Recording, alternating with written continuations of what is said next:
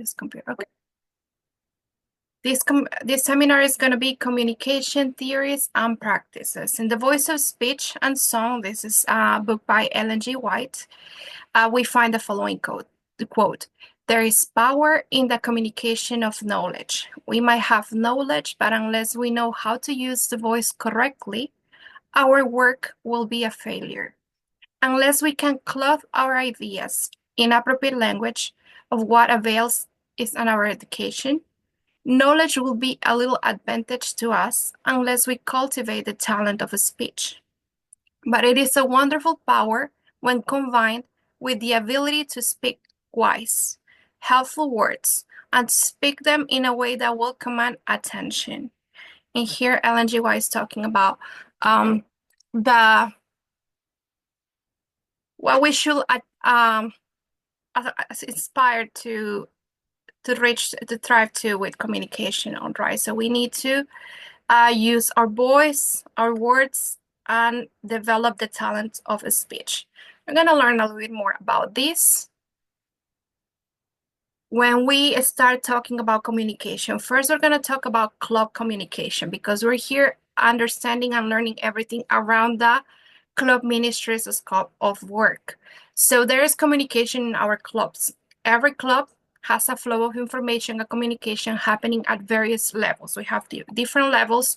We're going to dip in detail, but first, let's talk about adventures and pathfinders. When we have these clubs, we have circles of support where counselors surround the adventurers and the pathfinders, their parents and their family at the center of the circle as the most important, since they are the ones working with and serving the young people within their units. Think about it. I'm going to give you an example of a company. A company will be doing everything to please their clients. In club ministries, the pathfinders and their families are our clients. So we have to work around them, develop our communication to be effective to reach them. Right. In this context, normally communication will flow from one circle to the next one. And some exceptions can occur, like a club director leading the communication with parents. So it's talking about circles. Let me show you the diagram they are referring to. This is the circle of communication. Remember that this presentation will be sharing Google Classroom, so if you need this diagram, you can see it from there. So we start from the outer layer, going towards the center. At the center, we find the pathfinders and parents, but we also find the junior counselors or our TLTs as well. All right, so they are the most precious part of our organization. So we have them right at the center, right at the heart of it. So we're going to start working from the outside in. First, outside, we have communication between the conference and the Pathfinder director. This communication is very important. This is where you have your area coordinators.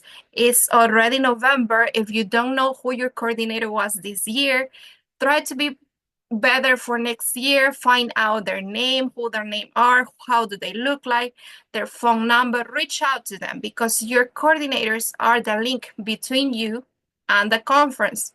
Not Veronica. I'm not undermining any of the value that Veronica puts in our communication, but the direct link between you and your club and the conference is going to be your coordinator. When you need to do your induction, coordinator. You need to do your investiture, coordinator. You need to go to Camporine and you're wondering what is the club guidelines for the uniforms. You need to know some things aside from registration. Registration will be Veronica, but you want to keep in touch. You see, even Veronica or your coordinator, that is communication with the conference. So you cannot isolate your club and be a bubble. So this is why we have the Congress Youth Retreats, the directors' dedication ceremonies. These are very important at the beginning of the year. Every area has dedications, consecration ceremonies for their directors for AY and Pathfinders. And it's very sad to see that many directors don't come through. And this is the opportunity they have to be able to network, not only with their coordinators, but with other clubs, with other directors. This is where you will get to know yeah, the director from your neighboring church, and you could start, a relationship, a network, maybe to have honor days between the two of them. If your club is small and that club is small, you can start having that network and work together. Right, so this is conference and Pathfinder director. Then we also have there your area coordinator and your church board, because you also need to communicate with your church board, right? You need to operate your club. You will need authorization to use the church for your club meetings. You will need the specific dates to request for your induction, for your investiture, for Pathfinder Day, Adventure Day, club meetings, special fundraising activities. So you need to stay in touch with your church board. It's not just an island, like we mentioned. You need to communicate with the conference and with your church board. Then we have the next layer, which is the assistant or deputy director, the subdirector, your support staff, and your club director. It's not effective when your staff finds out the events that you are doing as a club when you announce them to the general church. I've seen some clubs that do that. The director works alone and never meets up with their staff, and their staff never know when an event is happening until everybody finds out through the church announcements. If we want to work effectively, we want to communicate with our staff, have staff meetings, have meetings with your subdirector and your deputy director, so you can get your calendar done. You can plan your ceremonies. You can have deadlines. When are you aiming to complete your books? When are you aiming to complete camporee registration? When are you aiming to complete uniform orders, right? If you know your I apologize. There's some fireworks in my neighborhood. I don't know. So that is the bank. If you're having investiture or induction, sorry, if you're having induction and you know you need your pathfinders, your new pathfinders with uniform, then you need to have a deadline. When are you going to collect the money for uniforms? Because to me, it's very sad to see that many kids go through induction in black and white. And even though it's allowed, we should help them have their uniforms, because this is a once in a lifetime ceremony that they go through. This is a special ceremony when they receive their scarves and they officially become part of the Pathfinder Club. So when it happens because of finances, that is different. But when it happens because we didn't communicate with the parents and we told them, you guys need to get the uniform in time, this is where you get it, or I'm going to buy it and you give me the money, and we're going to have sizes and we're going to test them, and try them out. I'm going to ask people that they have their uniforms already to bring them, and you can size up your kids so you don't have to be ordering blindly and then returning things, right? So you communicate with your support staff, and then you communicate with your counselors and your parents. So it starts from outside going inside towards the parents.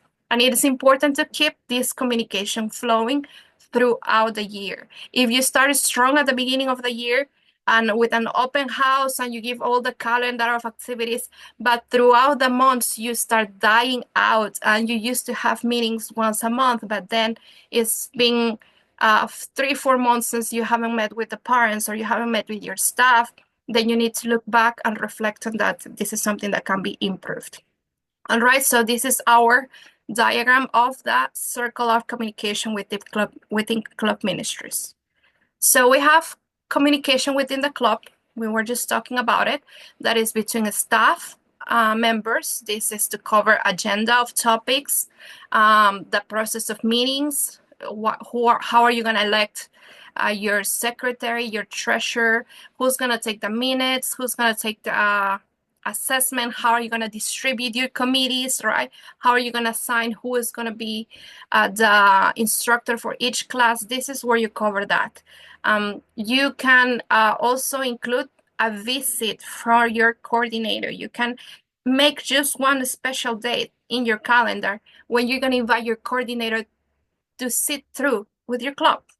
And believe me, your coordinators are going to appreciate it, because they are assigned to you. Their whole year, they're supposed to support you. So use that tool. Many people don't understand that every church has a coordinator, and that coordinator maybe has 1 or 2 clubs tops, and they can visit you. And sometimes when you don't have who to help you give honors, maybe there's nobody, there's no master guy in your club that is equipped to give an honor, you can request help through the conference, through your coordinator. You can ask also through the conference chats. You see, you have the director's chat. This is very important. You can communicate through that. All right, so let's go to the next one. Club and church communication. We're talking about the church board, and we're also talking about the membership, right? You have the reports for the church board at the beginning of the year, presenting the plan of the year. This is when we make calendars, when you say, okay, I need this date, I need this day, I'm going to do these activities. These are the dates when I'm going to have club meetings. And you present events and you request even the budget, if your church will be giving budgets to your club. Then you have conference registration and reports and church announcements on time. This part, registration and announcements, this is going to be given to the membership. If you're aiming to start your club, let's say in February, then you should have started at least 2-3 weeks before that announcing. And before announcing, then you will have had that club communication within the club with your staff, because you need to communicate with your staff how you're going to do this. So first staff, then church board, and membership, right? You're not going to go announcing, we're going to start the club next week, but you don't have the forms. You don't know how much the registration fees are. You don't know who your staff is. You don't know what days you're going to meet. You don't have dates. You don't have a calendar. So this all takes planning, and communication is very important in this. All right, let's keep going. Oh, one more thing in church communication. Something that we tend to forget is that during Pathfinder Day and during Adventure Day, this is the perfect moment when you communicate to your church what your club is doing, because the church sees you doing investitures and inductions. But aside from that, they don't know what else is taking place. And the church usually supports the clubs financially. So this would be the perfect idea for you to bring a short report when you present what you have done so far in the year. You can show it through videos. You can show it through photos of the activities. If you have gone to camporee, if you have done compassion activities, if you have done honors, this is where you show your report to the church. And it's very important because it's the most effective way of marketing for you to get support from your church. If you're aiming, for instance, to go through to the international camporee, the next one, then you want to keep an image of the club being active and being engaging with not only the members but the community, and the church is going to be feeling very proud, and it's going to allow you to do fundraisings. It's going to allocate funds for you, and people are going to want to become part of your club. This is also how you can use communication to recruit more staff, more parents, and more members. All right. So we have communication with the community, marketing of Adventure and Pathfinder clubs in regular activities at the beginning of the year to invite new members. This is what we call community kids. If you have heard this term, community kids are kids that we invite from our neighborhoods that might not necessarily be Seventh-day Adventist. And events like baptisms, adventures and Pathfinder Sabbaths, community service, parades, etc. Be mindful that it says here Sabbaths, Adventure and Pathfinder Day Sabbaths. We usually just have one when we have the Pathfinder Day and the Adventure Day, and then we forget about it. But just keep in mind that you can have more activities during Sabbaths that you could request ahead of time if you want to have your Pathfinders participating. So effective way to market to the community is compassion Sabbaths activities, because this is where the church sees you doing that, and wear your scarf. The scarf speaks loud messages. The scarf is a conversation starter. A scarf is catchy when people see the kids, I don't know, giving out care packages, sweeping out the sidewalks, helping out the parks, picking up garbage, and they see the scarf, they know right away something is happening. And most of the times they will ask you, are you a scout? Are you a Boy Scout? And this is where you say, no, I'm not a Boy Scout. I'm a Pathfinder. It's similar to the Boy Scouts, but we're affiliated with the Seventh-day Adventist Church and we can invite you.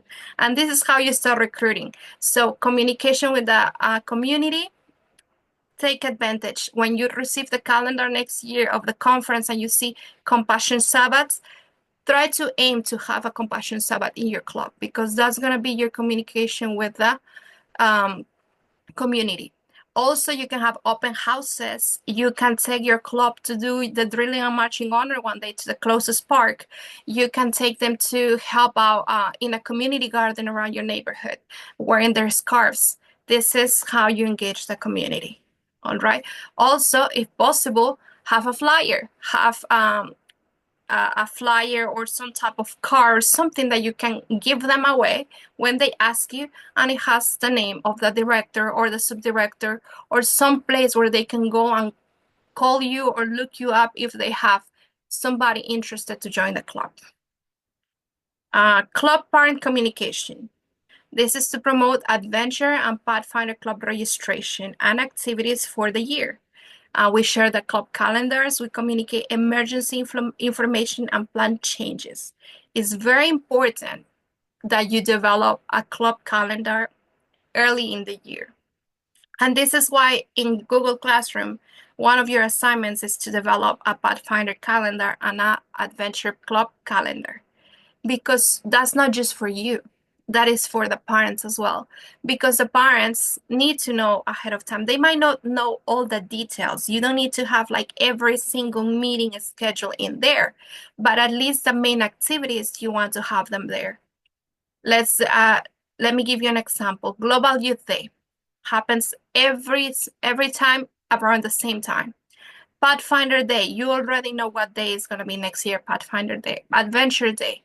Dates that you might not have control over might be induction and investiture, but at least you know what month is going to be. And you can put it in the month, and you can put a date to be determined, but they already know in October or in November you're going to have your investiture. Because parents tend to travel also on vacation with their kids, tend to enroll them in other programs. So you might want to give those dates, the important dates, away so they can save the date. What else? Registration. Registration is very important because it is the first step on starting your club. And a lot of clubs, they don't start it, they don't get organized, and they're not doing the registration until right before Camboree. And this, has a ripple effect, because when you're registering to Camporee and you're registering for club, then you find out, oh, you have to send payment, you have to have your staff do their background check verification, right? You need to do all these things, and what happens is that you're already late. You should have been doing this early in the year. Now, Naomi, do you want to say something? Hi, yes, I have a quick question in regards of the calendar and the dates. Both the Adventure Club and the Pathfinder Club at my church are having issues because the pastor of the church is telling us that we need to have all the dates for next year by December 21st for the next board meeting. And we're explaining to him that that's impossible for us to do that because we don't have all the dates, and he does not care. So what are we supposed to do? All right. First of all, yes, that is correct. You said December 21st? Yeah, by December 21st, I All think. right. So you start planning your calendar, your local calendar. You still don't have the conference events, but you already know when it's going to be Pathfinder Day and Adventure Day. And if you But don't know it, just Google it. Go to Pathfinder Day 2025, and General Conference already has the date. You Google Global Youth Day, and already has been assigned. So the only things that are going to be pending are the conference events, and that's fine. You but can he's always. also I'm sorry to cut you off, Ruth, but he's also including conference events. He's saying that he wants those dates by the next board meeting, and we're explaining that to him, and he doesn't care. He wants everything by the We're next gonna board we're meeting. gonna talk a little bit about conflict resolution, and it's good Okay. that you bring that up. But for in the meantime, this is a common factor when we have pastors or leaders in the board that they don't understand how youth ministries work. And as Naomi pointed out, we might not have the calendar until late December or early January. However, you shouldn't be waiting to have this calendar for you to have your local calendar. And you can already start planning when you think you're going to start your club, because that doesn't depend on the conference, that depends on you, right? You can have 2 tentative days. Always keep 2 tentative days for inductions or for investitures, because you don't know when exactly your coordinator is going to be available. Because remember, your coordinator might have another church to another club to also tend to. So have tentative days. If you don't know when Pathfinder Camporee, Adventure Camporee is going to be, but you usually know it's around, one of them is at the beginning of, at the end of June, and one of them is at the beginning of July. Oh, sorry, I have, right. So then what you do is remember that even when the church has their calendars done, it's not written in stone. They have monthly meetings where you can include new dates. And this is why it's important that as club director, you attend to the board meetings. And often, I don't know, uh, it's not fun to attend the board meetings because a lot of times it collides with the time when you're having club meetings. But you have to make space for you to be present in your board meeting, because this is how you're going to communicate and you're going to represent and you're going to watch out for the needs of your club. Nobody else is going to represent better your club's needs than you as director or as, the person in charge.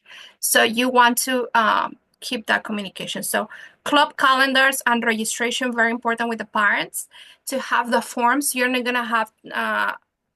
gonna call them in for a meeting to the registration, and 5 minutes before the meeting you're gonna be running to make the copies, right? And find out that the printer's not working. It happens, but the more you learn, the more it happens to you, the more you prepare ahead of time.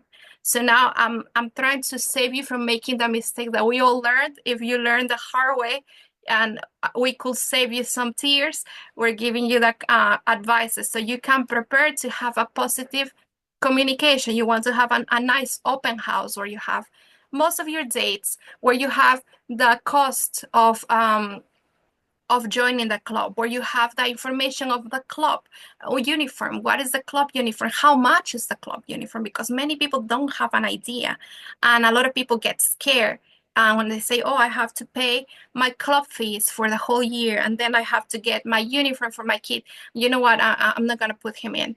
But if you tell them from the beginning, hey, don't worry, no kid is going to be left out because of finances, because let me tell you something, we have a Lord that always provides. And when it's for clubs, believe me, put it in prayer and try to see who are the people in your church that are usually supporting you, because every church has 1 or 2 people that have a soft spot for club ministries, and they will always be open to donate a uniform, to donate some skirts for the uniforms, to donate $5, $10 for club ministries.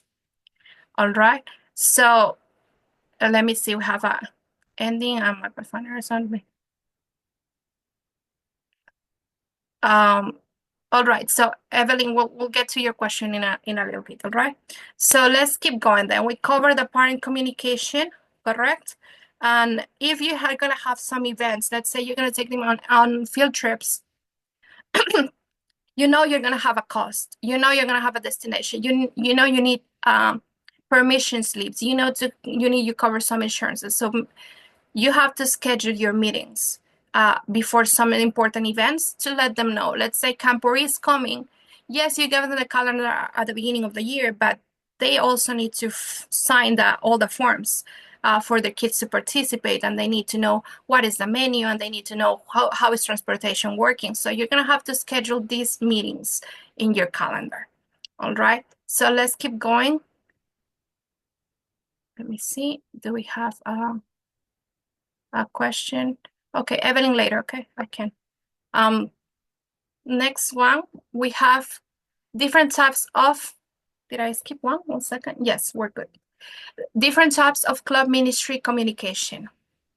We have advantages and disadvantages. And this is the part that we're going to discuss, and I want you to unmute your microphone because we're going to discuss the different types of communication and their positive aspect, their pros and cons. So let's start with the first one. Face-to-face presentations. I want you to help me out. Tell me, what are the pros and what are the cons of having a face-to-face presentation, communication face-to-face? All right, don't be shy. Eye contact. Eye contact. Okay, but what are the pros and the cons? Something positive that you get out of or something negative that you get out of? You can clarify your situation right away. Ask Oh. questions if you do not understand. Correct. You're right then and right there, and you can clarify if there's any misunderstanding. That is a positive. Okay, so what will be a negative one?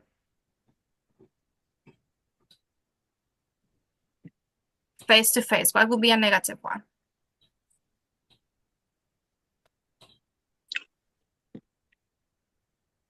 There's let me see. Let me hear it. The approach. The approach, exactly.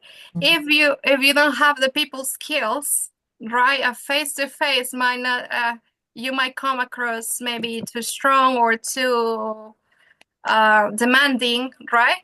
It has to be, you have to have those skills. Thank you so much. Okay, so let me share my screen again, and we're gonna do the second one. The second one is gonna be graphics, artworks, posters, flyers. All right, let me see. Give me 1 second. My screen is, so when you have posters and flyers and bulletins that you're distributing, what are the positives? What are the negatives?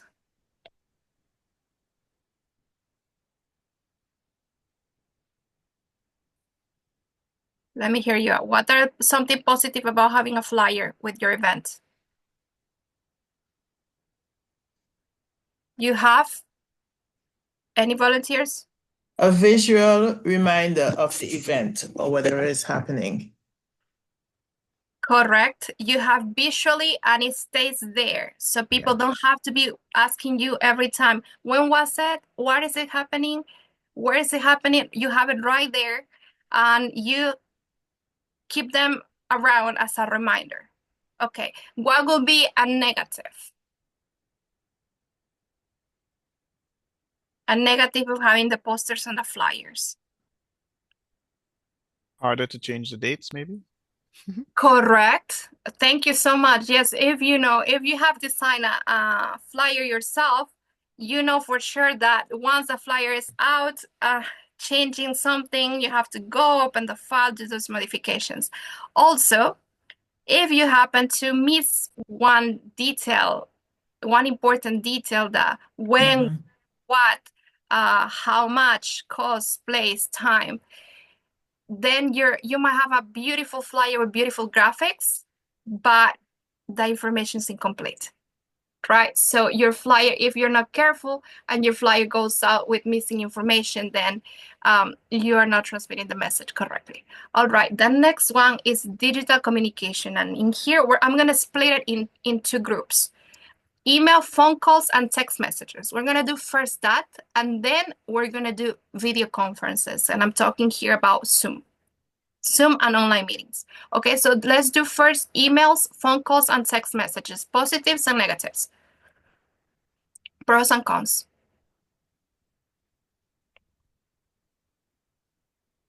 Someone may not see it. They may miss it. Thank you so much. This is where we have the WhatsApp chat. So we have this meeting cancellation at the end. It's like, oh, I didn't see the message announcement in Zoom. Correct. What else? It's a visual reminder. It's a visual reminder or receipt that the message was sent or the information was passed on. Correct. You don't know if the person got to read it or not. Correct. Then we have text messages. Who wants to take this one? This is an important one. Yeah. Nobody reads text Number messages. not be saved. All right. person. Some people don't read text messages, but here's the thing. With text messages, when you're sending a private text message to someone, you don't know how the other person might read it. And sometimes you want to say, let's say something jokingly, and it might sound rude across because you might be saying it in a tone, and then this other person is reading it all serious. It's like, oh, it depends. It's up to you. And this other person was like, oh, it depends. It's up to you. Oh, it's talking to me. It's giving me attitude, right? So you have to take into account these situations. Also, that when you're sending a private text message, unless it's necessary, there is no witnesses to cover your back. If somebody says like, oh, this person was inappropriate to me through text message, and nobody saw it, no, it was not in the chat, it wasn't an open message to the whole group, it was a private message. So it becomes your word against the other person's word, right? So this is always good. Why, if you're sending messages, save them because that becomes a document. But if you can, have preferably a communication with the whole group, right? In the let's say WhatsApp chat or a bulletin, or you send something like that. All right, so we covered some of the things in here. Now, video conferences. Let's talk about Zoom. Let's talk about Google meetings. Let's talk about teaching through, let's say, videos. Sometimes back when we were in quarantine, we will see honors being taught through YouTube. So let's talk about those. What are the pros and what are the cons?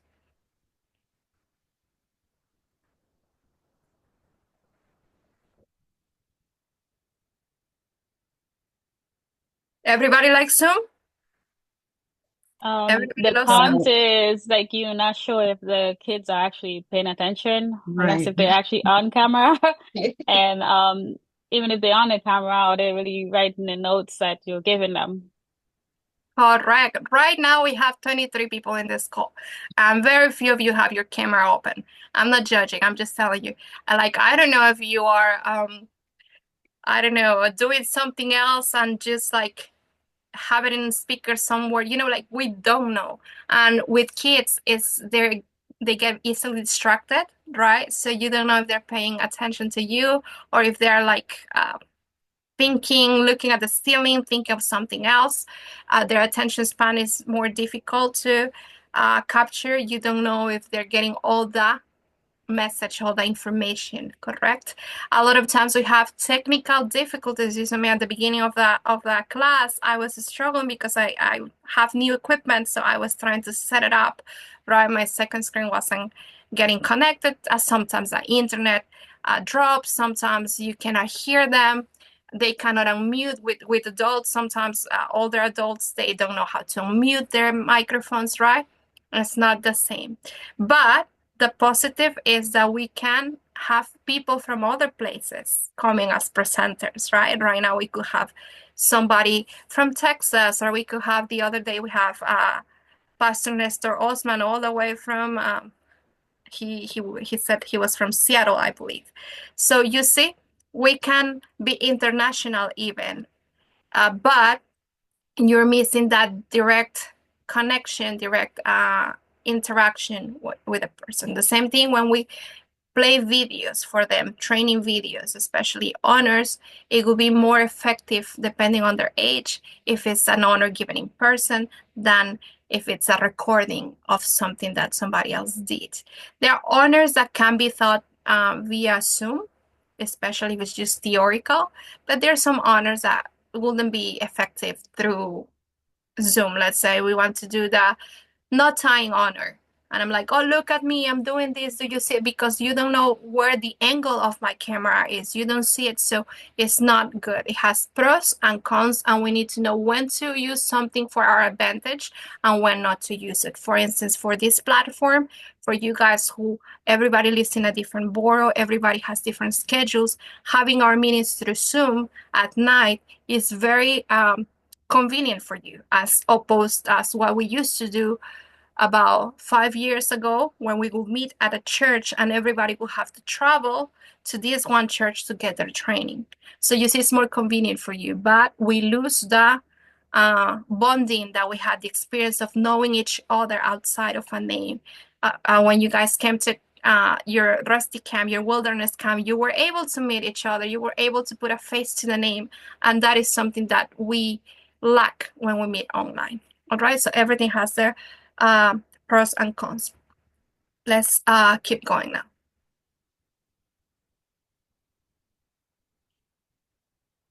All right, so tips of public speaking.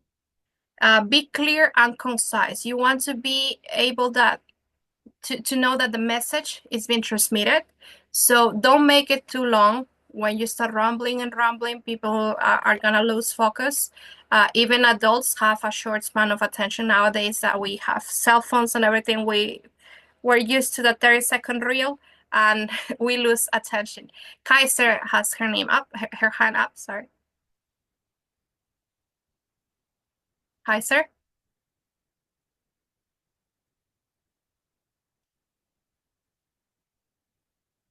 Kaiser, do you want to say something? All right, perfect. So let's keep going. Then we have speeches. When we do speeches, we have an introduction, a body, and conclusion, right? So we want to make sure that these three parts of our speech are clear. We want to remember that every single point, it has to be transmitted, that they receive it. We can have up to 3 points, and this is where an outline of what you're going to say will be helpful, right? You put in bullet points, introduction. We're going to talk about registration and uniform and forms, and you're clear. So you have in your introduction, you're gonna have that, and then in the body, you're gonna talk one sentence about uniform, one sentence about the forms, one sentence about this, and you're gonna be concise. You're not gonna be rambling and rambling and rambling. You want to go straight to the point. An introduction paragraph has to have the topic briefly summarized, and you need to capture the attention of the audience. Sometimes you can put a brief story, an anecdote, something that happened to you, or let's say something that happened the previous year, and you want to make sure that you learned from the lesson the previous year, and you can mention that. You say like, oh, remember last year we didn't prepare ahead of time, and when we went to Camporee, we forgot the kitchen tent, right? It's funny because we had to improvise. So you're telling them something that happened in the past that helps them prepare better this year. You can give them an anecdote. You can ask them for questions. So it's not just you talking, it's them also participating. So you make your presentation of one aspect. Let's say we're going to talk about registration. You cover that. Do we have any questions? Do we have any comments? Do we have something that I want to hear from you? Because I want to make sure that they know they're part of the discussion. All right. So the body then is going to have fully rounds out of the topic. It's going to discuss in detail what are the aspects that we're covering. And you can include also Bible verses. You want to mention Bible scripture, and they can know why you're taking certain approach, right? We're going to keep following.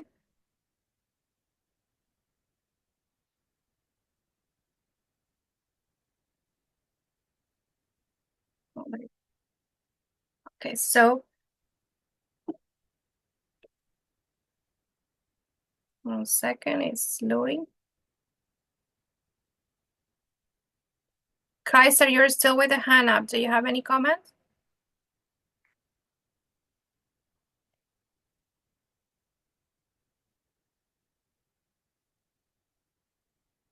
Okay, no, sorry. All right, give me 1 second. My Something happened here in my presentation. It froze. All right.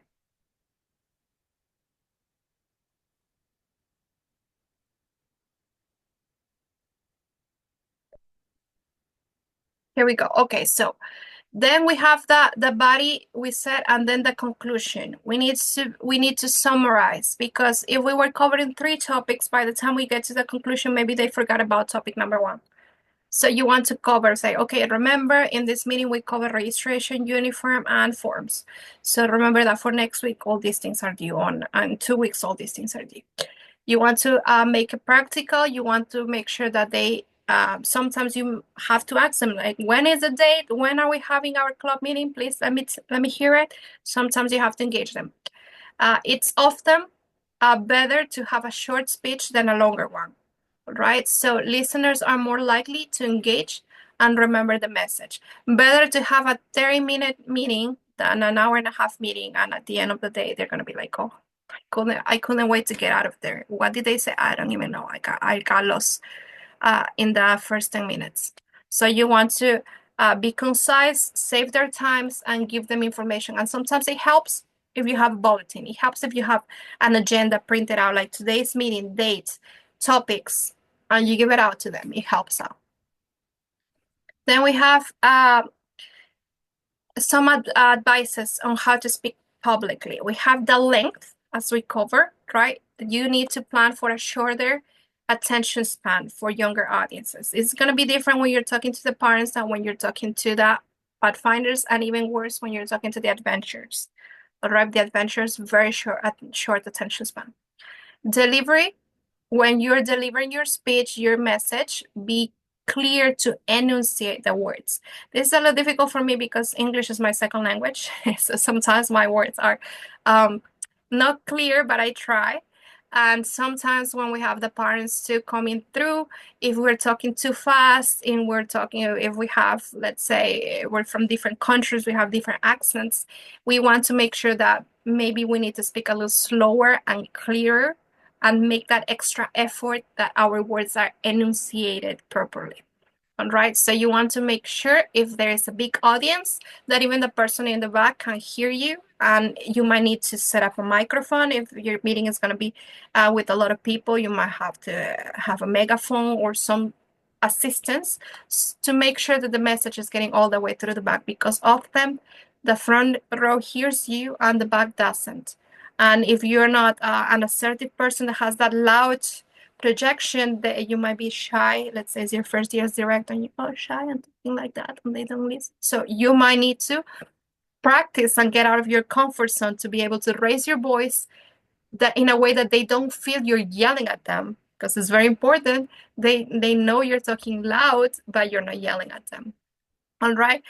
If you get nervous, you might tend to speak more quickly, and you're not realizing it, and they might not understand everything that you're saying. So try to identify your weaknesses, because if you know what are your weaknesses, you can work on them. You can target them, right? If you notice that you're a person that is saying like many times, and you realize, oh, that's one of the aspects when I don't know what to say or want to gain time, I start saying like, and I can get rid of that if I just breathe and stretch my words. I give time for my brain to be able to come up with new words. So I start practicing. Practice makes perfect.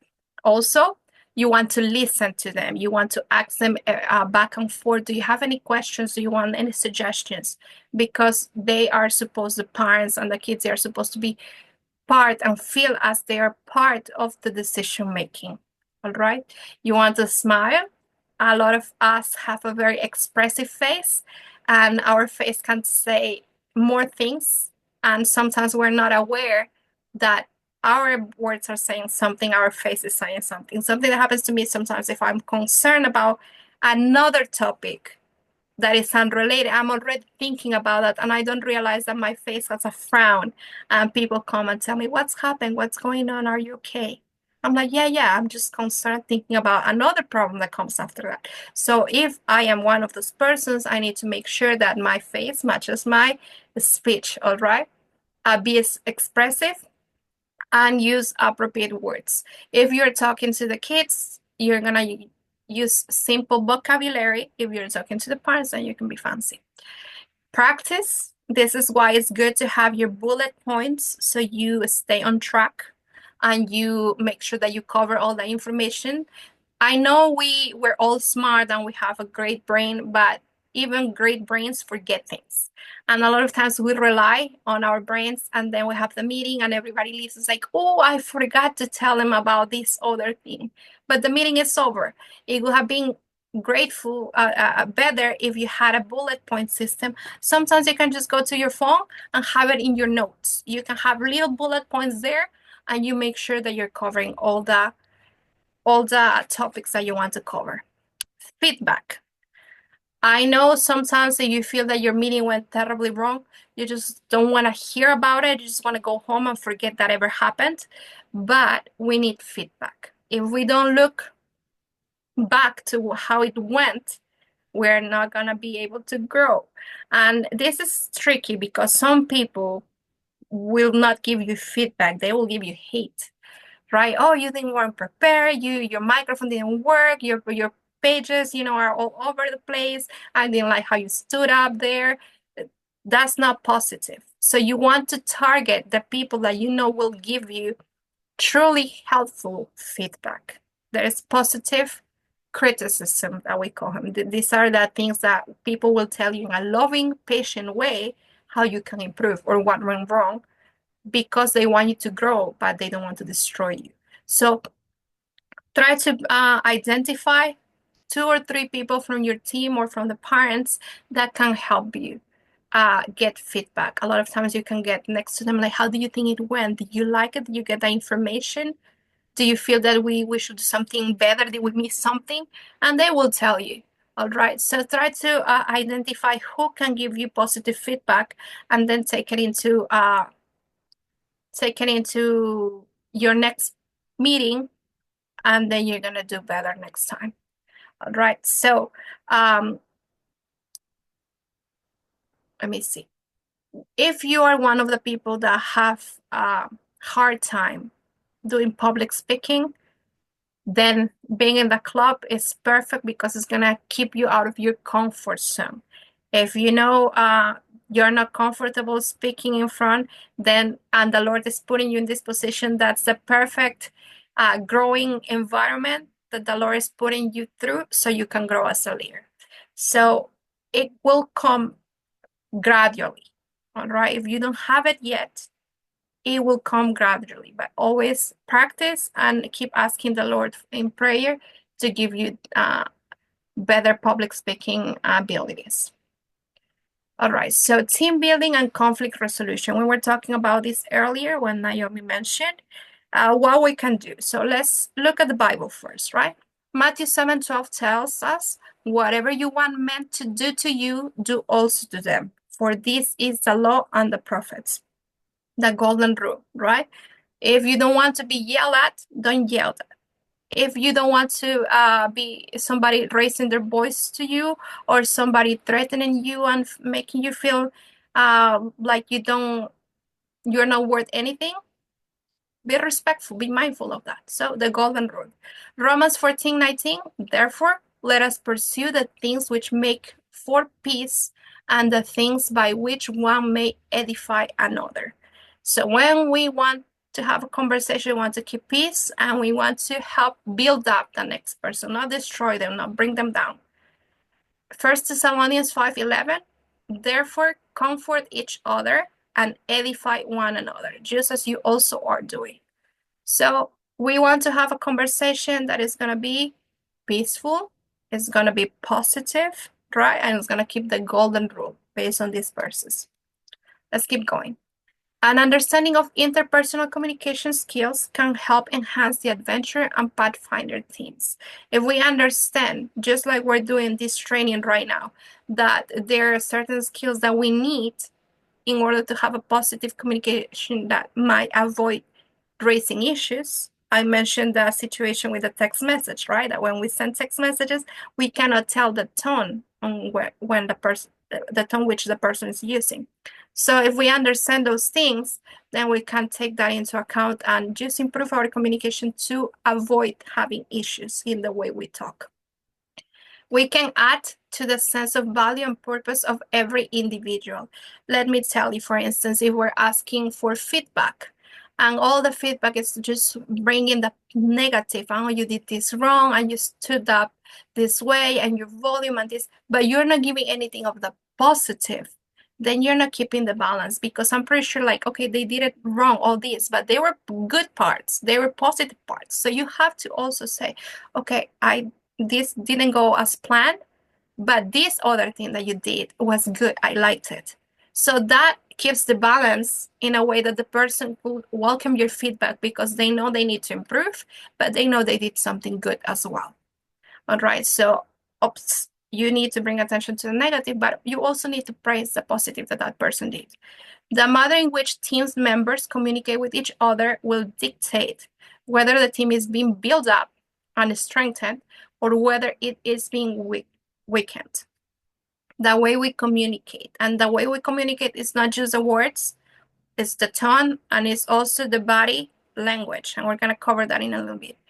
An understanding of conflict resolution will help when the inevitable conflict arises. Okay, so we can try to avoid everything that we can, but we know this is club ministries. Sooner or later, you're gonna have conflict.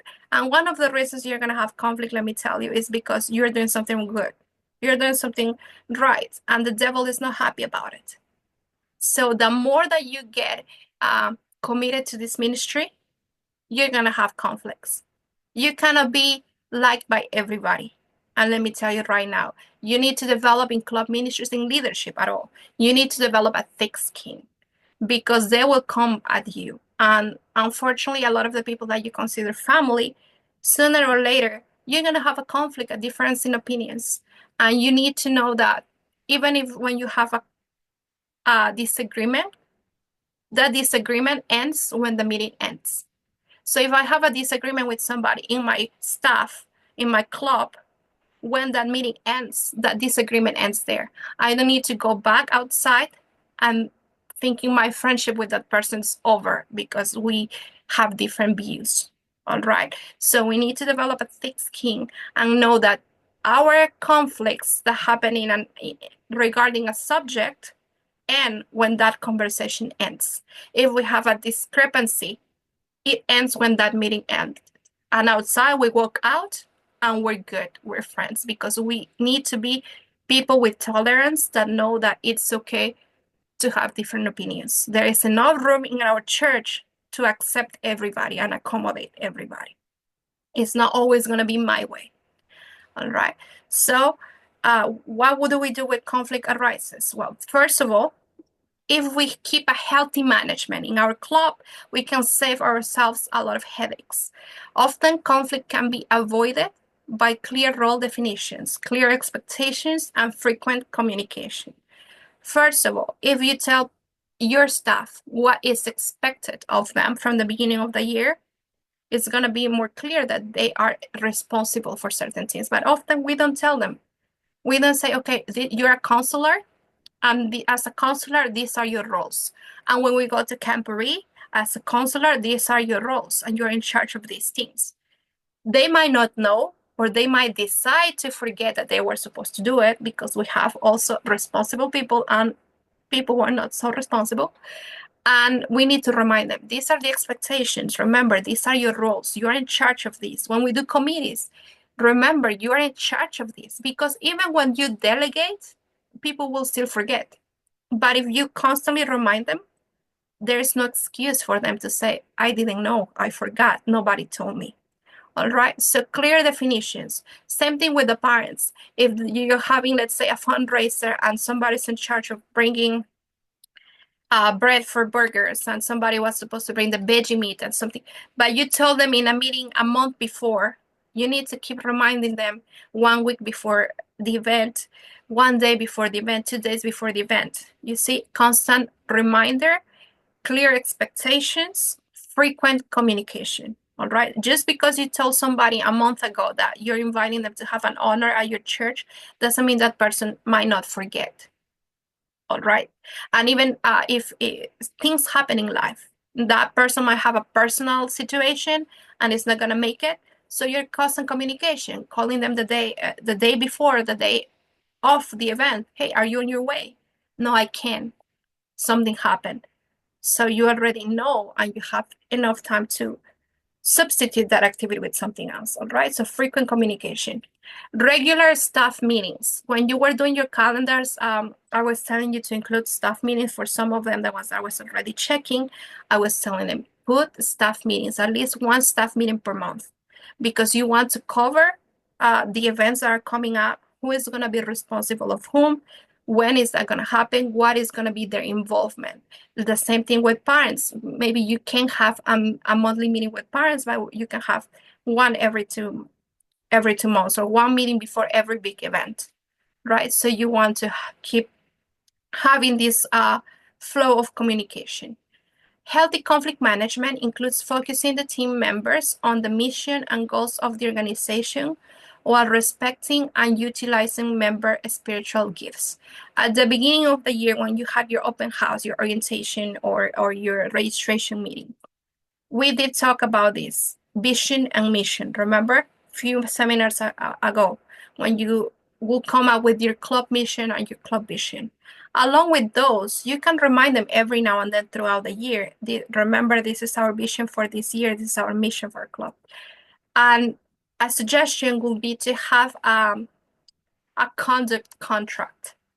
A conduct contract that you make them sign, saying that they commit to having a positive behavior, they commit to having positive communications, friendly conversation, that they know they're gonna follow that chain of command, right? That they're gonna be helpful, etc., etc. All the things that you want them to put in there, that you know, like, oh, maybe this in the future we will have a conflict if somebody starts arguing among themselves. It says here that we're going to resolve everything in private, outside, when the kids are not there, when the club is not there, in a club meeting, and they already know, and they sign it. So when somebody's getting, upset and is getting, like frustrated, and you see that the bad mood raising up, you can remember, please remember, we talk in the contract that we put at the beginning, that we're going to solve this outside club hours during the staff meeting. So if you need some time, maybe you can walk it out, because we're going to discuss it. Don't worry, we're going to hear your point of view. We're going to hear you out, but this is not the time. All right. So a lot of times you can foresee how to deal with the situation before it happens, because it will happen. We cannot pretend that we're not human and we're not going to have differences. So we need to be prepared when these things happen, because it will happen. It's different when it happens with the parents than with the staff, because the staff has a commitment to their director. The staff knows there is a chain of command.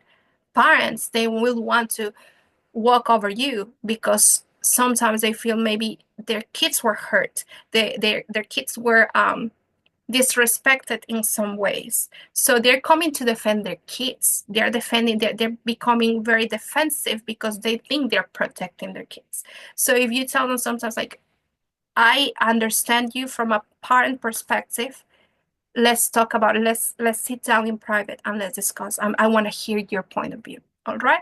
So a lot of times the healthy management, the way we deal with these things, is gonna lower down that tension. So let's keep going. There are conflicts in club ministries. We cover that. People will have different views. We need to accept that. Out of these differences, we can have disagreements and conflicts that can result in frustration and anger. The approach, I would like to ask here, how many in here has not seen a conflict in their club? I want to hear if there is one of those clubs. It's a legend then, because I think in club ministry, we have all been through, at least, even if it was not related to us, we have been at least through one of a conflict situation. All right, so you see, it happens more often than we think. I wanted to see if your club didn't have these situations. I can visit and learn. All right, so we will have disagreements, and we can approach people towards conflict management and resolution, and either strengthen or weaken our club. So it's gonna fall on us. The way we manage that, it can either heal the club or split it in two. We can either reinforce our position as a leader or lose the respect of our parents, lose the respect of our staff. So these are turning points. These situations, there are situations that we need to take them with seriousness. Sometimes we want to sweep it under the carpet and forget about it, and it just starts growing until it explodes in our face. All right? Clear guidelines. Remember what I was telling you about the conduct contract? Clear guidelines regarding dealing with conflicts can help club members and staff know how to deal positively with issues. There is an administrative manual, the Pathfinder Administrative Manual. I mentioned it before.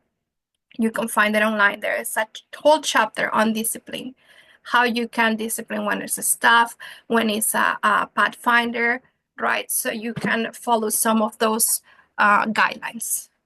Also, a scripture provides you with clear guidelines, right? In the Bible, we find that we need direct communication. We need to go to the person and let them know what's going on. And then we need to speak the truth in love and in a forgiveness way. If you feel that you, for some reason, are upset about it, then it's not the time to have that conversation. Because first, you need to cool down, be calm, be stable, be relaxed, and then you can go. Because if you go to have a conversation with a person to resolve the situation, but you yourself are agitated, right? It's not gonna come out well. You might mean well, but even saying the right words with that wrong tone could transfer attitude, could show attitude, and that person might feel more offended. So instead of helping the situation, you're adding to it. So you need to collect yourself, be stable to be able to sort that situation out. If you're not there yet, walk away, breathe some air, pray to the Lord. Lord, give me, please. I know I need patience right now because I'm so angry that this person's doing this or this parent or this kid's doing that, right? And then the Lord will help you calm down. So a scripture, you can also, when you're talking to this person, you can remind them like, listen, I want to read a Bible verse, and you read them out. So do you think we could agree with this? Do you think this is wrong? Because this is, I'm not asking for a lot. I'm just asking you to do this thing. And here in the Bible says that. You might help them lower their energy with that scripture. Occasionally, successful resolution of conflict entails separation of the club ministry staff, as in the case with Paul and Barnabas, who continue to work of the cause of Christ. Right? Sometimes it comes to situations where we're going to have to suspend somebody from club or even expel somebody from the club. But let's hope, let's pray that it doesn't have to get to that situation. It doesn't have to get that serious. And sometimes, as a staff, we might see that a new leadership, let's say there is a transfer of power, and a new leadership is going another direction that doesn't quite conform to our concept of what club ministry should be. In this case, it's just like it's giving here the example of Paul and Barnabas. Sometimes it's better to take a different path and find another club. And sometimes it's hurtful. This has happened to me. It's very difficult when you have to make the decision, but the Lord sometimes uses that for good, because now you have two leaders helping in two different places. Just like Paul and Barnabas, when they had a conflict and they went their separate ways, and the Lord used them to be able to be preaching and spreading the message to more cities instead of just having one team. Sometimes that happens in church too. And it's the Lord forcing you to go somewhere else that you can help. Clubs, not every church has clubs. If your club has a church, you are already privileged. But sometimes the Lord might call you somewhere to help you, a club that is weakened, a club that has lost leadership, or or a place that doesn't have a club. All right. So sometimes these conflicts that arise, they have a purpose. The Lord is behind. Remember that even when it's something negative, the Lord can transform that and turn it into something positive. So there will be times when you need to ask somebody to take a break from being in your team, or you need to become part of another team. And my advice in this situation is just, first of all, put it in prayer. And if that moment comes when you need to separate somebody from the club, you always let them know it's not personal. It doesn't mean that because a person is no longer in the club that you're no longer friends. This, like I mentioned, happened within the club, and once club hours are done, you're back to being friends. All right. So if you need to discipline somebody and, let's say, put a suspension, you let them know this is for your growth, and we're gonna be here waiting for you when you grow as a person, when you solve that situation. We're gonna be waiting here for you. This is your club. All right, so those sad situations happen sometimes, but we need to be prepared on how to deal with that. And if you don't have enough experience to do that, remember you have your elder to consult, because every board assigns to clubs an elder, right? So you have an elder, you have a coordinator, you have neighboring clubs with directors. So you're not alone. A lot of times you're drowning in a cup of water because you're not reaching out. A lot of conflicts, when you feel that your conflicts within your clubs are out of hand, let's say Naomi was expressing certain frustration between pastor and director communication, you can always look for advice with your coordinator. All right, you can always look out and see, because you're not the only one going through this situation. Many directors are going through these situations, and maybe you can learn from one another. All right, so let's keep going. There are two things that we're gonna see in conflict resolution. The first one is the 7-step win-win model. Okay, so this win-win model has 7 steps. The first one is define the issue. Okay, what are we arguing here? And we need to identify one topic. We cannot argue about everything, because then we're gonna start, remember, back in 2015 at Campori, you did this. No, what are we talking about right now? What is the issue that is going on right now? List your needs. Okay, so what is it that you're expecting? What is it that because there's 2 parties usually. What do you want? What do you want? Okay, let's see. Let's hear you out. Listen to other people's needs. So a lot of times we just, as directors, as leaders, we want to talk and talk and talk, but we need to listen. What are they asking for? Possible solutions. All right, so let's see. Okay, I have 2 options. You want this and you want that, but we cannot have everything. So I give you 2 options. We can have A or we can have B. Are we gonna commit? Maybe they can tell you even, I have a 3rd option, right? Choose a solution. Choose a solution, and you make them agree. Okay, we're coming to a compromise. This is what we're agreeing. We cannot give you 100% of what you want, and we cannot give 100% to this other person. So we are compromising, and this is the best we can do. This is the best we can offer you. You take it or you leave it. Implement the solution. All right, so now we're going to execute. We said this was going to be the solution. We're going to put it into practice. It's not just like the conversation and then it was over. And the last step, follow up. You need to follow up. All right, because if you don't follow up, you don't know if it's working. You don't know, maybe the other person that was part of the conflict just stood quiet, it's not saying anything, but the conflict inside is just building and building and building. And one day that person is going to be so resentful, it's going to burst. And it's going to be the conflict that you had 3 months before, but way bigger. So you need to follow up, and you have to have conversations with this person. How is this going? Do you feel an improvement? Do you feel better about this situation? That person might tell you yes or no. And based on that, you can reassess. Okay, so this is the win-win model. It's win-win because both parties come to an agreement. Both parties get something, and they both feel like they're winning. And this is why it's called win-win. Everybody wins something. You win, party A wins, party B wins. All right. Now let's go to the to the next one. 1 second. This is the Thomas Kilmann conflict resolution model. All right. So you see, we have two factors here. Thomas Kilmann was, I think they were educators, and they became with this diagram that is going to help us solve.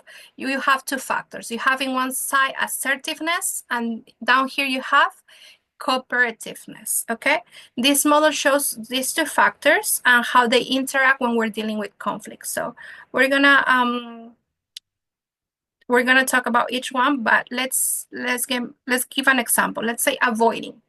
All right, when we avoid, we withdraw from this situation and we maintain neutrality. So the more assertiveness that I go, the more cooperativeness I have. So assertiveness will be focusing on my needs and desires and outcomes and agendas, and cooperativeness will be focusing on other needs and mutual relationships. So let's understand a little bit more this model. Assertiveness is defined as the focus on my needs, my desired outcomes, and my agenda. And cooperativeness is the focus on other needs and mutual respect. So what I want and what other people want, pretty much. Right? An individual might be either assertive or not assertive when dealing with an issue. If they're not assertive, they might end up avoiding and withdrawing from the situation. Neutrality might be maintained in this situation, however, frustration may increase. So when you're not assertive, you're not fighting for what you want, you're giving up, you're giving in, and others are getting what you want. And it looks like you're being neutral, but depending on who this person is, it might be building up frustration or it might be just solving the problem. So it depends on the person. An individual who is very assertive may compete to gain victory for the goals that are desired. This results in a win-lose power struggle. Remember, we just come from the win-win situation. But when we have an assertive person that's fighting for what he wants and is pulling more to his side, which means other people are not getting what they want, somebody's winning and somebody's losing, right? Both the competing and withdrawal modes are low and in cooperativeness. So we're going to go back to this graph. The more you're here, the more you fight for what you want, the rest of the group is getting what they want. And the more the group is getting what they want, somebody's losing. Let's say you wanted to go to camp and you want to leave on Friday morning so you can have the kids enjoy the pool. That's what you want. But the group wants to leave at 6 p.m. because, it gives them time for everything else. By agreeing with them, you're losing what you want, which is enjoying the pool early and getting on time to camp. So you understand, this is a win-lose situation. Somebody wins and somebody loses. Then we have when cooperativeness is high, there are two other situations that can occur depending on the assertiveness of the individual involved. If the assertiveness is low, they might accede to the other party. That means if they don't fight so much for what they want, they're going to accede to what the others want, maintaining harmony. Okay, and it's accommodating mode. So it's compromising, saying, okay, you know what? For me, it's not so important whether we get there at 3 or at 5, and for you, it's very important. So I'm gonna go with what you want because it's gonna keep the peace, and we are accommodating. But in this case, the difference is in this case, the person wasn't feeling too strong about what he wanted. So it's accommodating other people's needs without the need to feel like he's losing. If both are assertive and if we have both high assertiveness and cooperativeness, this might result in collaboration. Okay, everybody wants what they want, but everybody is also taking into account what other wants. Then we find cooperativeness. And in this part, then we have a range of possible options that expands. We have more options because everybody's willing to compromise. Not just what I want or not just what the group wants, but we're cooperating, we're all sacrificing something, and then we have more options. This option strengthens relationships as well as have the most productive outcomes. So let's go back to the diagram. You see it right here. We have avoiding when it's neutral, and accommodating when we compromise. Somebody gives up here because it's not that important, so everybody feels better here. And then we have compromising, all right, right here, which is what we want, compromising, because somebody might say, you know what, why don't we maybe split into groups, so the group that wants to go early gets to enjoy the pool, and the group that comes later, figures out the time when they bring that everybody is coming out of work, and also we get there early, we can set up tents, right? And when you guys come, you already come to a setup camp, and you don't have to be struggling. So they will be like, you know what, that works for me. I like that. So you guys leave early with this leader in charge, and then the second group is here. So you see, when you are compromising, then there's more solutions possible. Then we have compromising. We're still talking about compromising. Can happen if assertiveness and cooperativeness are somewhat manifested. So you need to have the group willing to compromise. The results in solution that are only minimally accepted to all. However, it tends to leave relationships and damage. Not everybody is going to be 100% happy, but it's going to keep the harmony, because everybody's getting something out of it. All right. So then we have two more scenarios here: competing and collaborating. Right. I'm going to talk very briefly. Competing is if you want a lot of assertiveness, you only want what you want, and you're not willing to give up, and you want everybody here, and there is a power struggle. So there is no cooperativeness, there is just assertiveness, and this is not something good in the club. You don't want to have competing. You want to either have compromising or collaborating. In collaborating, you're going to have a win-win scenario, the one we talked earlier, and you have more possible solutions. All right. So we have either compromising or collaborating. Any questions? I know this part was a little complicated, but any questions regarding this sort of conflict resolution model? Going once, going twice. Okay, let's keep going then. When we're communicating in conflicts, we need to understand the context, okay? We need to choose the best time and place. Like we mentioned, if you're very infuriated at that moment, you're worked out, maybe it's not the best time. You need to calm down and revisit when you feel more contained, your anger, your frustrations contained. If individuals are too angry and unreasonable, postpone the discussion. All right. It's not only about you, also it's about seeing the other person. The other person is telling you, I don't want to talk about it, leave me alone. You cannot force them to sit down and have that conversation. It's not the time. You need to delay it a little bit, but not too much. You don't want to delay it 3 months. You might want to give it maybe an hour, 2 hours a day, but don't let it sit for too long, because it grows. Conflict and unresolved conflict, when you leave it like that, it grows up, and it grows more serious because you don't deal with it soon, and people start taking sides. And a situation that should have been between two individuals, now it's two sides in your whole club. Your club is divided. So you don't want to leave it for too long.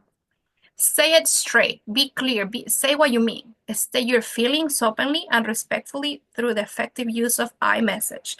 So you're saying, listen, I feel, I see, I observed, I sensed, I saw this. And you're making it clear that it's you, it's your point of view. You're gonna listen to what the other person say. And you have to be clear. Don't go around, don't beat the bushes. Just go directly like, hey, I saw that you did this thing and it hurt me. I felt, offended by this because of this situation that I'm going through. So be clear. Don't straight to the point. Don't make it big so that the person doesn't know what you're talking about. You want to be clear, direct, and concise, and no anger. Remember, calm, refrain. Stay on the subject. Don't be reminding, oh, back 3 campers ago, you did this to me also. No, we're talking about right now. If you didn't cover what happened 3 years ago, 3 years ago is also your fault. So you didn't talk on time, let it go. All right, so we're talking about one issue. Stay on the subject. One problem at a time. The more problems you bring up, the less likely you're going to be able to resolve one. Okay, so make the rule of adding additional problems for a later discussion. If you're discussing about something and you're involving the whole staff and everybody's saying, and this person also did this and this person also did that, it's like, no. We're talking about right now about what happened during our honor day. All right, we're talking about what happened in Wyoming. We're not talking about what happened the other day. So let's stay on the subject. Show respect. When you're having a meeting and you involve more people, not only the person, let's say 1 or 2, 3 people, it might look like everybody's coming again, it's going against the one person. All right, so you want to keep that balance, that it doesn't feel like we're having this meeting to attack you and to destroy you and to make you feel worse about yourself. Like, no, we have to keep a balance. This is why you as director or as the leader control who has the word, who has the right to talk right now. So you're again, okay, we heard you, but right now we're not going to talk about what else happened. We're just going to, later on, we're just going to talk about this situation because we cannot ignore that the person here has also contributed in a positive way to the club. All right, so you need to keep a balance, positive and negative. Don't let people like talk against one person that it feels like they're bullying him. You want to be careful about that. And everything that we say has to be said with respect. All right, we need to acknowledge that the words that we're using, they are not insulting, they are not detrimental to that person's self-esteem. This is a list of no-nos, things that you don't want to do when you're solving conflicts, all right? You don't want to use name calling. Name calling is going to exacerbate somebody, it's going to irritate people. You shouldn't do it. Not during conflict resolution, not never. Don't use name callings. Don't use a vocabulary that might sound like a threat. Oh, look, I recommend that for your health, because I heard that before. For your health, I suggest that you leave it alone. Like, are you telling me that if I'm going to get sick or you're cursing me out? I don't know what's going on. Are you wishing me ill if I don't go your way, right? Put down concerning ideas. If you hear somebody say, saying something that might feel negative as a threat, you say like, no, this is not what we're doing here. This is not the purpose of this meeting. So please take it back. Appearance. You don't want to point something towards their appearance. You don't want to point something towards their capacity, intelligence. You don't want to tell them like, are you stupid? You're not looking at this. You cannot understand. Sometimes, believe me, when we're hot-tempered in the heat of the moment, we're like, you're not thinking right. What are you saying? You're insulting this person. You're telling them they cannot reason. So you don't want to touch anything that has to be with their appearance or with their intelligence. Physical violence, all right? It shouldn't even get to this. If at some point you feel that it's just escalating and escalating, the devil is at work, all right? There are moments when you're gonna say, listen, we're gonna postpone this meeting.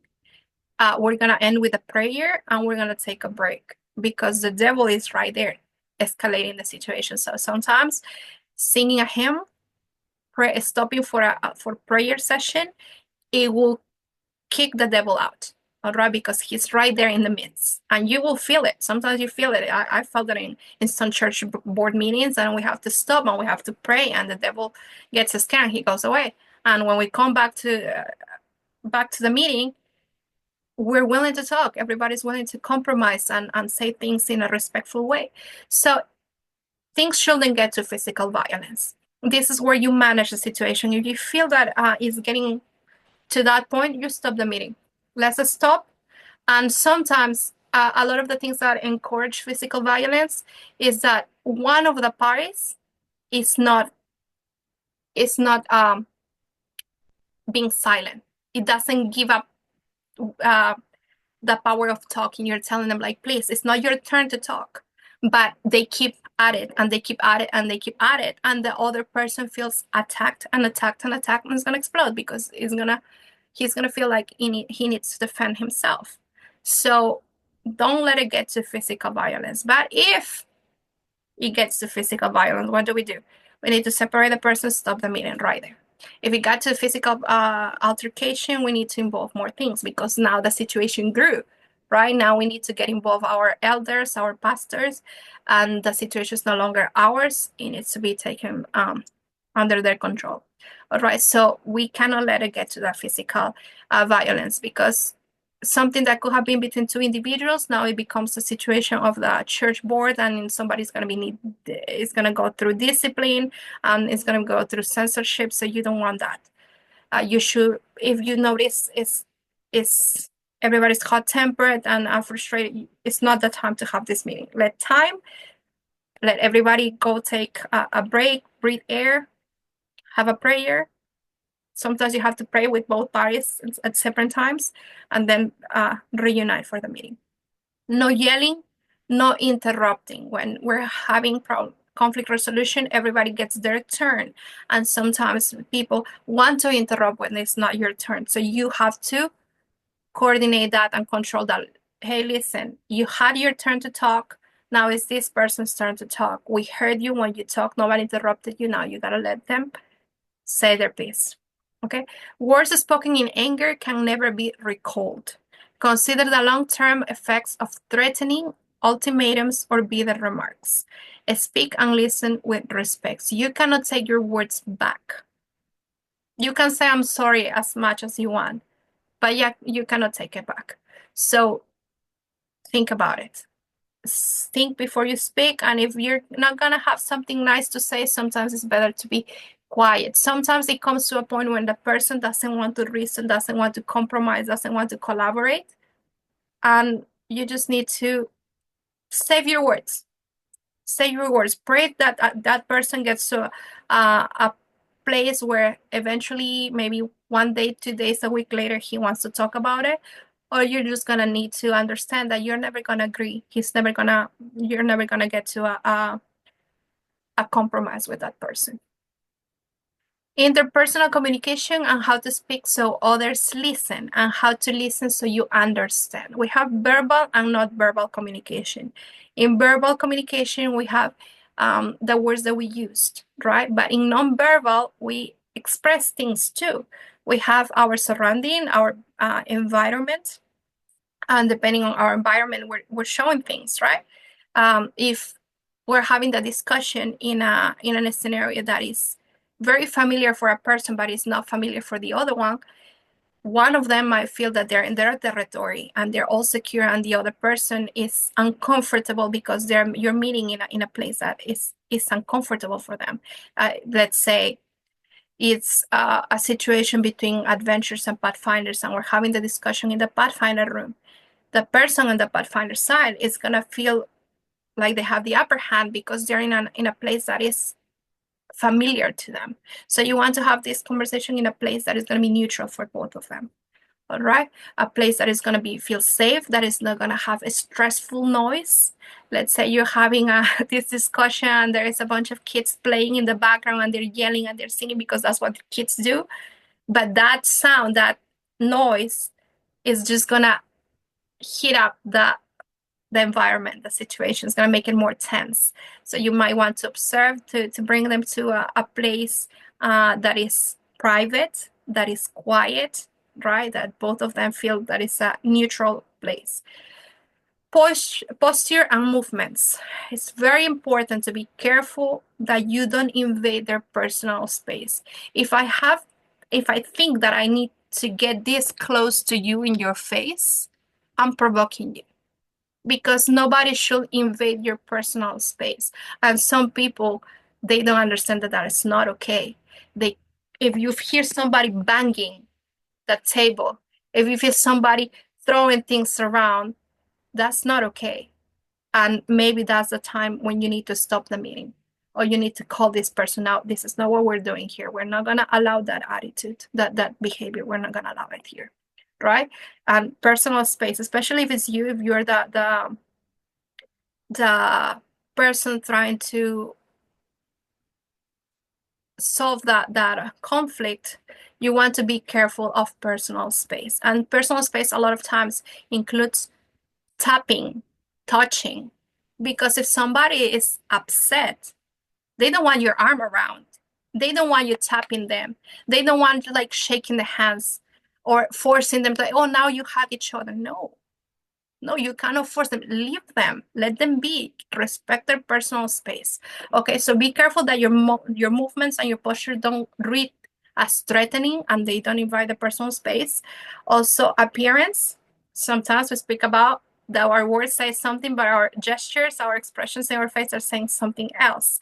The tone of our voice. Make sure that you're not sounding sarcastic, because there are times and places that we can be sarcastic as a joke, but if we're solving a conflict, we don't want to sound sarcastic because it's going to sound like we're giving them attitude or we're mocking them. So we don't want that. And physical touch, again, when people are upset, they don't want to be touched. Don't pretend like, oh, let me hug you. No. That person might even attack you and hit you because it's feeling threatened. All right. So, rules for effective listening: maintain good eye contact. This is now, we're moving away from conflict resolution and we're going back to communicating. So, when somebody is talking to us, we need to listen effectively. The Lord gave us 2 ears and just 1 mouth. So, we need to make sure that we show the person that we're listening to them. So maintain eye contact, right? Don't be in the cell phone, yeah, and what else?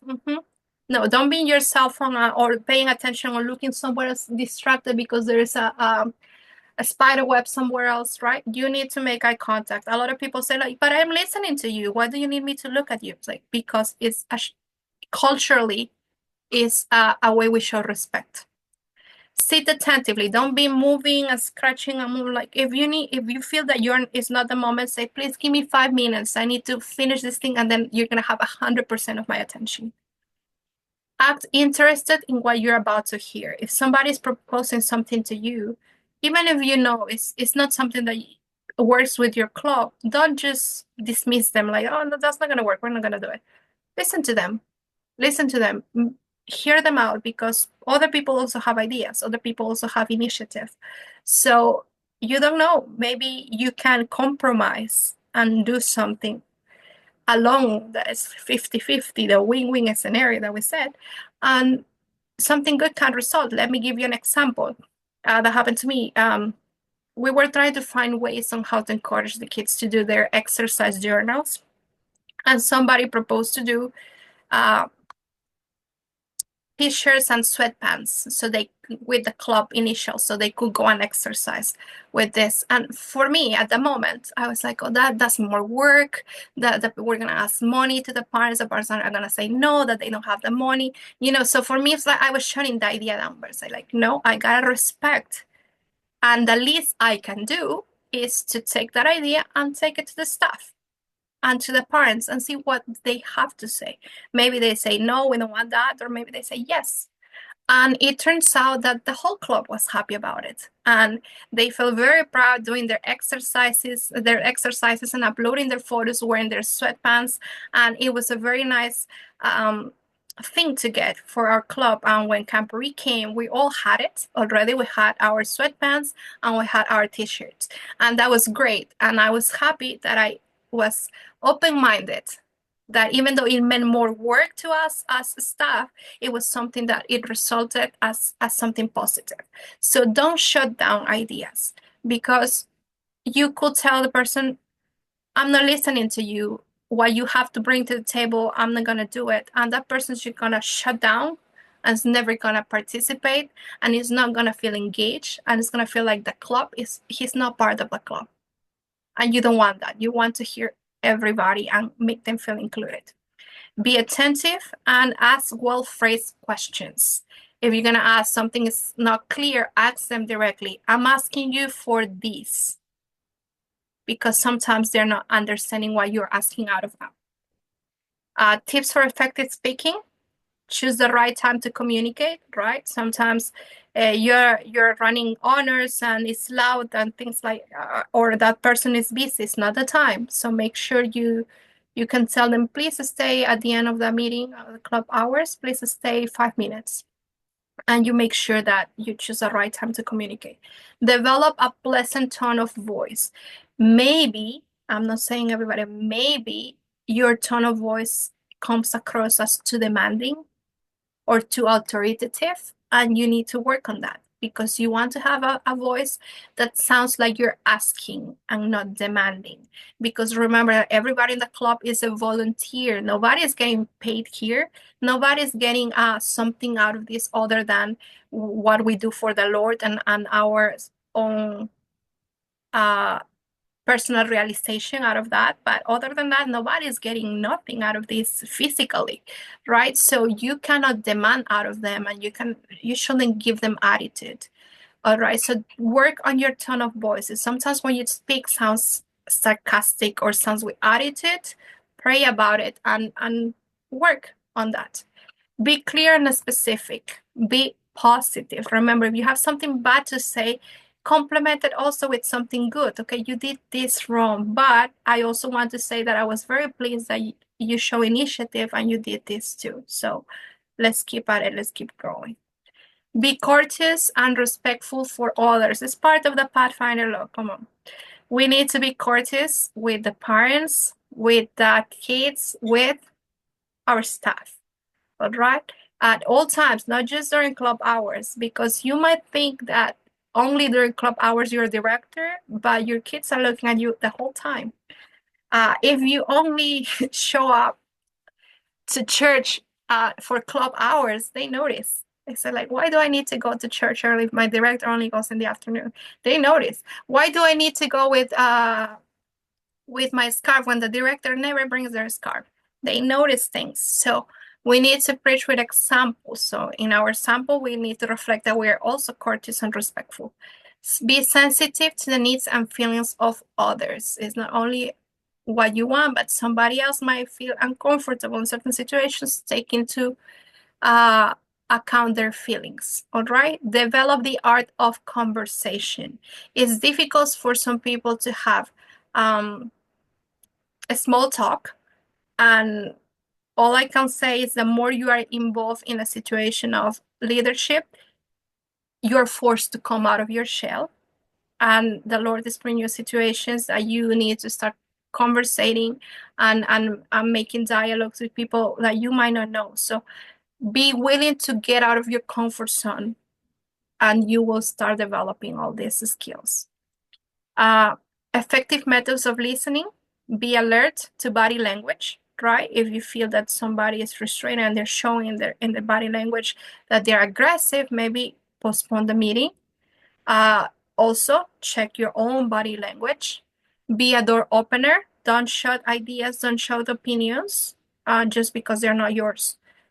If you don't share them, be tolerant and listen actively. So when we communicate, in our conclusion, the one thing that we need to make sure that we never forget to stop communicating is the good news of the love of Jesus. In Matthew 28, verses 19 through 20, it says, "Go therefore and make disciples of all the nations, baptizing them in the name of the Father and the Son and of the Holy Spirit, teaching them to observe all things that I have commanded you. And lo, I am with you always, even to the end of the age." So in our conversations, when we dialogue, we have to keep in mind that the one thing that we need to be transmitting at all times is the message of the Lord's love and his second coming.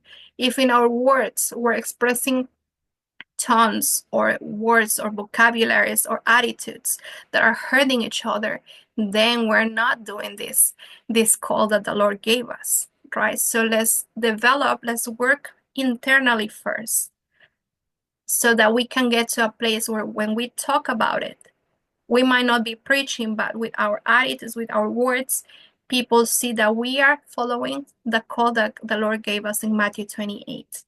Our source of truth is the Word of God, and our message invites people into a saving relationship with God by sharing the plan of salvation and the blessed hope of Christ's soon return. All right, do we have any questions? We're gonna end soon. I know the meeting went a little longer. It was a very a lot of information in this presentation, but I think it's needed because sooner or later we're gonna be in a situation where we need to improve our communication skills and our conflict resolutions. Do we have any questions? Otherwise, we're gonna finish with a prayer.